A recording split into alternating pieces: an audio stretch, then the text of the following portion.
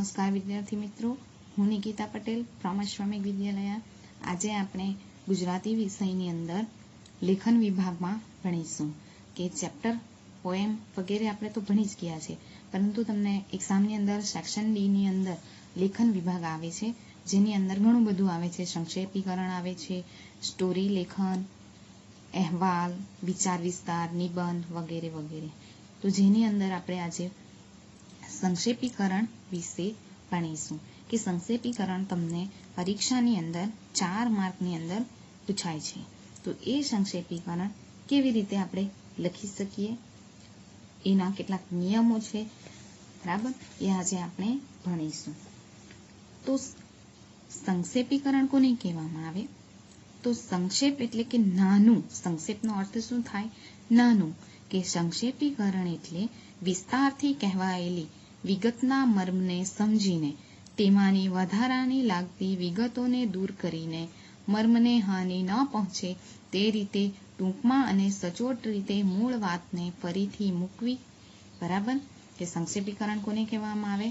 કે એક વિસ્તારથી કહેવાયેલી વિગત, બરાબર, કોઈ એક લંબાણથી કીધેલી વાત હોય, એ વાતને આપણે પહેલા તો વાંચવાની છે, બરાબર, એના મર્મને એટલે કે એના અર્થને સમજવાનો છે.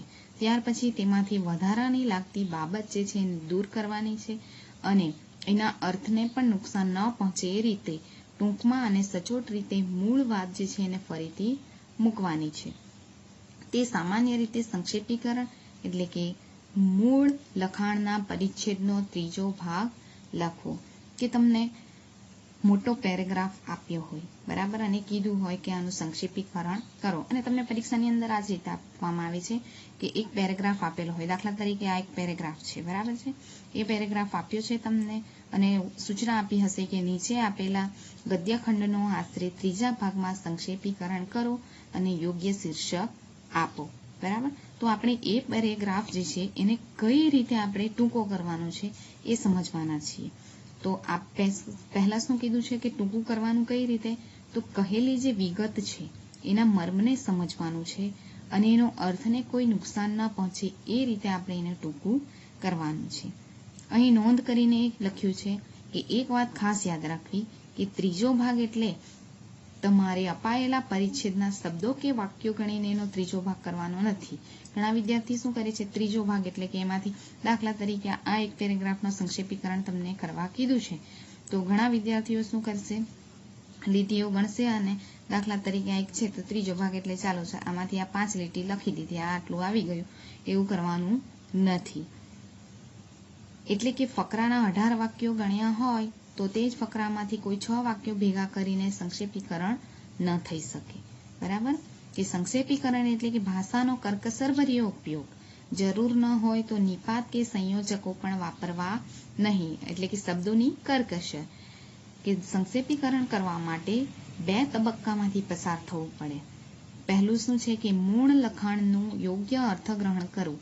કે સૌથી પહેલા તો તમને જે પેરેગ્રાફ આપ્યો હોય એ પેરેગ્રાફ તમારે ધ્યાનથી વાંચવાનો, એનો અર્થ સમજવાનો. અર્થગ્રહણ કરવું એટલે કે એ પેરેગ્રાફનો અર્થ સમજવાનો, શું કહેવા માંગે છે. પછી એના મર્મને એટલે કે એના ભેદને, એના અર્થને જાણવું, મહત્વની વિગતો સમજવી અને સારરૂપ વિગત સમજવી. બીજું છે અર્થગ્રહણ થયા પછી વધારાની અલંકારિક રજૂઆતો, દ્રષ્ટાંતો, પુનરાવર્તનો આદિને દૂર કરવાનું. કે ઘણી અંદર પેરેગ્રાફની અંદર કેવું થાય છે, આપણે પાઠને એવું ભણીએ છીએ તેની અંદર પણ આપણે જોઈએ છીએ કે કોઈ પણ એક જ બાબતને સમજાવવા માટે 2-3 ઉદાહરણોનો ઉપયોગ કરેલો હોય છે. તો એવું જે હોય છે એને દૂર કરવું. પછી મર્મને ઓછા અને સચોટ શબ્દો દ્વારા સઘન પુનર્લેખન કરવું. કે આપણે સંક્ષેપીકરણમાં કયા કયા મુદ્દાઓને ખાસ ધ્યાન રાખવાનું છે એ હવે આગળ જોઈએ. તો યોગ્ય સંક્ષેપીકરણ કરવા માટે જરૂરી પ્રક્રિયા. તો સૌથી પહેલા તો આખા પરિચ્છેદને એટલે કે આખા પેરેગ્રાફને 3 વખત વાંચો. એક્ઝામની અંદર તમારી પાસે એટલો સમય રહેતો નથી કે તમે એ પેરેગ્રાફને 3 વખત વાંચી શકો, કારણ કે પેરેગ્રાફ ઘણો મોટો હોય છે. તો તમારે એ જ પેરેગ્રાફને 3 વખત ન વાંચવા પડે એટલા માટે કે એક જ વખત એટલો ધ્યાનથી વાંચવું કે એનો અર્થ તમને સમજાય જ જાય. પહેલી વખત વાંચો ત્યારે એમાં શું કહેવાયું છે તે સમજો, બીજી વખત વાંચો ત્યારે તમે જે સમજી રહ્યા છો એમાં કંઈ ચૂકી નથી જવાતું તે તપાસો. ત્રીજી વાર વાંચો ત્યારે તમે સમજેલા મર્મને વ્યક્ત કરતા શબ્દોને રેખાંકિત કરો. રેખાંકિત કરવું એટલે કે અંડરલાઇન કરો, કે તમારે એક જ વાર પેરેગ્રાફને વાંચવાનો છે અને તેને એકવાર વાંચવાની અંદર જ આ ત્રણેય બાબતોને આવરી લેવાનું છે, કારણ કે તમારી પાસે એટલો સમય રહેશે નહીં કે તમે એ પેરેગ્રાફ 3 વાર વાંચી શકો. ત્યારબાદ પેરેગ્રાફમાં કઈ વિગતો દ્રષ્ટાંતરૂપ છે તે સમજો, કે કયા ઉદાહરણો અંદર આપ્યા છે તે સમજો. પછી એને સંક્ષેપ કરતી વખતે ટાળવાની થશે, કે તમે જે પેરેગ્રાફ વાંચ્યો એ પેરેગ્રાફની અંદર કેટલાક ઉદાહરણો આવે, એ ઉદાહરણને તમારે જોવાના, અલગ કરવાના, અને જ્યારે તમે એને સંક્ષેપીકરણ કરો ત્યારે એને ટાળવાના, એટલે કે એ ઉદાહરણોને કાઢી નાખવાના. તે જ રીતે પુનરાવર્તન પામતી વિગતો પણ ટાળવાની છે. તે વિગતો તારવો, કે એકને એક વાક્ય વારંવાર આવતું હોય તો એ વાક્યોને તમારે ટાળવાના છે, એટલે કે પુનરાવર્તનમાં પામતા વાક્યો જે છે એને પણ તમારે અલગ કાઢી નાખવાના છે. મર્મને સીધી ન સ્પર્શતી હોય તેવી વિશેષણ, ક્રિયા વિશેષણ, ગૌણ વાક્ય વગેરે જેવી ભાષા સામગ્રી પણ ન લેવી, કે જ્યારે તમે સંક્ષેપીકરણ કરતા હોવ ત્યારે જે મુખ્ય વાત છે એ મુખ્ય વાતમાં વિશેષણ, ક્રિયા વિશેષણ, ગૌણ વાક્ય વગેરે અસર ન કરતા હોય તો એને પણ કાઢી નાખવાના. જો લેવામાં આવ્યા હોય અને મેન વસ્તુમાં ઉપયોગ ન હોય તો એને પણ કાઢી નાખવા. મૂળ ફકરાના વાક્યો યથાર્થ લેવાના નથી, તે ખાસ યાદ રાખો. ઘણા વિદ્યાર્થીઓ શું કરે છે કે સંક્ષેપીકરણ એટલે જે પેરેગ્રાફ આપ્યો હોય એ જ પેરેગ્રાફના 1, 2, 3, 4, 5 લીટી ગણીને બેઠી જ ઉતારી નાખે છે. પરંતુ અહીં શું કીધું છે કે તમને જે સંક્ષેપીકરણ કરવા માટે પેરેગ્રાફ આપ્યો હોય એ પેરેગ્રાફના વાક્યો જે છે એ બેઠા જ તમારે લેવાના નથી. એ વાતનું ખાસ ધ્યાન રાખવું. જે શબ્દો મૂળ બાબત વ્યક્ત કરે છે તેને યોગ્ય વાક્ય રચનામાં ગોઠવો. તમારે તમારી જાતે વાક્ય રચના બનાવવાની રહેશે. આગળ છે, તમે અત્યાર સુધીમાં સંધિ, સમાસ, શબ્દ સમૂહ માટે એક શબ્દ, રૂઢિપ્રયોગ, કહેવત આદિનો અભ્યાસ કર્યો છે, તો તેનો સંક્ષેપીકરણની પ્રક્રિયામાં ઉપયોગ કરી શકો, પણ મર્યાદિત, વધારે પડતું નહીં. આ વાક્યોને મૂળ પરિચ્છેદના સઘન સંક્ષેપરૂપ ફકરા તરીકે લખો. સંક્ષેપ રૂપે લખાયેલ લખાણને ફરી એકવાર વાંચો, કે આ તમામ પ્રક્રિયાઓ કરી નાખ્યા બાદ તમે સંક્ષેપીકરણ કરીને પેરેગ્રાફ પાછો લખો છો તો ફરી એકવાર એને વાંચો, તપાસો કે કોઈ મહત્વની વસ્તુ જે છે, વિગત જે છે એ સંક્ષેપીકરણ કરતી વખતે ચૂકી નથી જવાય ને, બરાબર, એ ખાસ ધ્યાન રાખવાનું, કે મેન વસ્તુ રહી જતી નથી ને, એ ખાસ ધ્યાન રાખવાનું. પછી આગળ છે, સંક્ષેપ રૂપે જોવાઈ ગયું. સંક્ષેપીકરણ કરતી વખતે ખાસ યાદ રાખો કે અહીં અર્થ કેન્દ્ર સ્થાને છે, બરાબર. પેરેગ્રાફની અંદર જે અર્થ છે એને જ આપણે કેન્દ્ર સ્થાને, મુખ્ય સ્થાને રાખવાનું છે.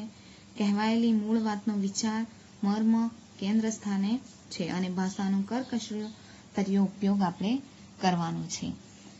હવે ડાયજેસ્ટની અંદર પણ થોડુંક આપ્યું છે, એ પણ આપણે જોઈ લઈએ કે સંક્ષેપીકરણમાં શું કહેવા માંગે છે. આમાં એકદમ શોર્ટમાં અને તમને સીધી રીતે સમજ પડી જાય એવું છે કે સંક્ષેપીકરણ એટલે કે સંક્ષેપ લેખન એટલે કે સાર, મુખ્ય વાત.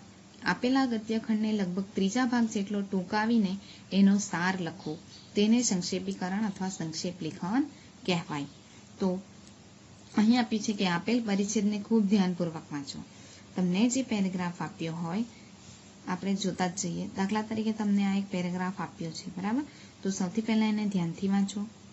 એક વખત વાંચવાથી તેના અર્થ બરાબર ન સમજાય તો એને ફરીથી વાંચો, કે એક વખત વાંચ્યો ખબર ના પડી તો એને બીજી વખત વાંચો.